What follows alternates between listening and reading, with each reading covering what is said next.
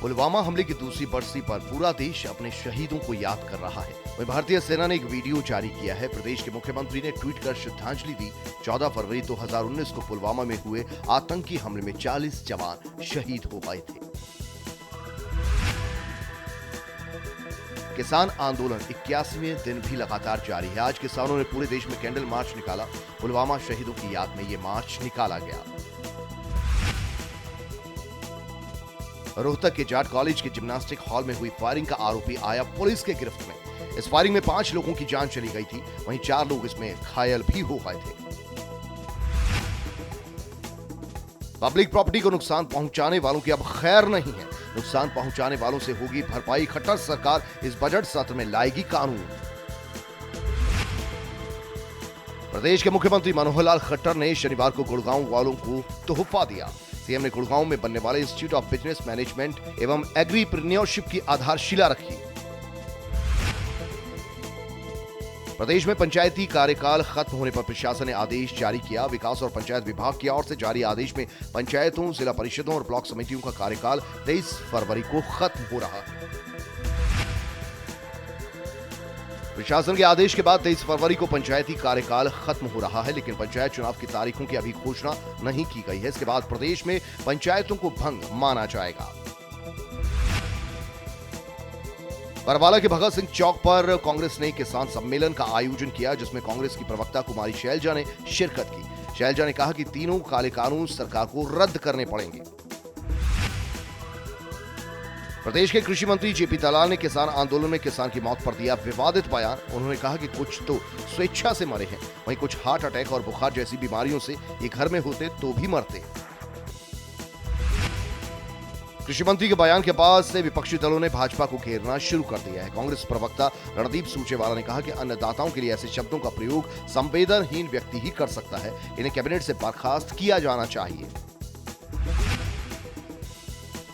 विवाद बढ़ता देख कृषि मंत्री ने एक वीडियो जारी कर माफी मांगी। उन्होंने कहा कि मेरे बयान को तोड़ मरोड़ कर चलाया गया। मैं भी किसान का बेटा हूं और उनकी मौत से दुखी हूं। भिवानी में कृषि मंत्री जेपी दलाल ने प्रेस वार्ता में कहा कि कृषि कानून किसानों के पक्ष में है। एमएसपी और मंडी रहेगी जारी। किसानों को घबराने की जरूरत नहीं है। अभय के इस्तीफे पर पूर्व सीएम ओम प्रकाश चौटाला के बयान की बलिदान हमारे खून में है पर अभय चौटाला ने कुरुक्षेत्र में कहा कांग्रेस राजनीतिक रोटियां सेक रही है। उन्होंने कहा कि भूपेंद्र हुड्डा सच में किसान हितैषी हैं तो विधानसभा से इस्तीफा दें।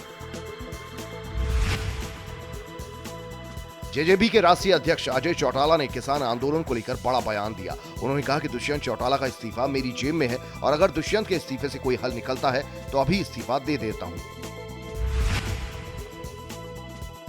अजय चौटाला ने कहा कि किसी के भी इस्तीफे देने से किसानों की समस्या का समाधान नहीं निकलेगा। सरकार और किसान एक साथ बैठकर ही कोई समाधान निकाल सकते हैं।